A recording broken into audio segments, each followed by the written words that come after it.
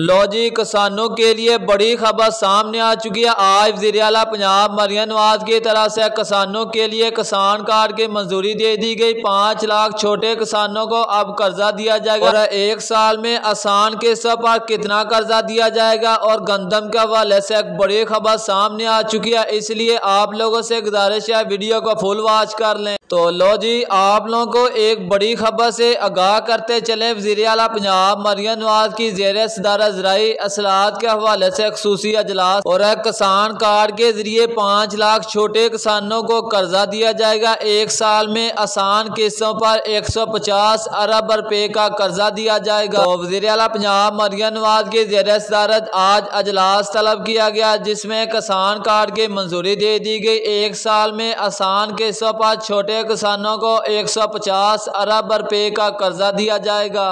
تو وزیر اعلیٰ پنجاب نے کسان کارڈ کی آج منظوری دے دی گئی۔ اس کسان کارڈ سے کچھ تو فائدہ ہوگا۔ ایک تو چھوٹے کسانوں کو 150 ارب روپے کا آسان قسطوں پر 1 سال میں قرضہ دیا جائے گا، اور دوسرا فائدہ یہ ہے کہ کسانوں کو سستا اور معیاری بیج بھی اس کسان کارڈ کے ذریعے دیا جائے گا۔ اب بات کرتے ہیں گندم کے حوالے سے۔ بات کرو تو گندم مارکیٹ بہتر ہوتی دیکھی جا رہی ہے۔ آج پنجاب کے مختلف غلہ منڈیوں کے اندر نئے گندم 3700 روپے سے لے کر 4300 روپے تک فروخت ہوئے، اور سندھ کے اندر نئے گندم کے ریٹ کی بات کریں 3600 روپے سے لے کر 3900 روپے تک، اور پرانی گندم کی بات کریں پنجاب کے اندر پرانی گندم 4200 روپے سے لے کر 4500 روپے تک، اور سال 2024 نئے گندم کا ریٹ 3900 روپے، اور خریداری کا ہدف ابھی حکومت کی طرف سے اعلان ہونا ہے۔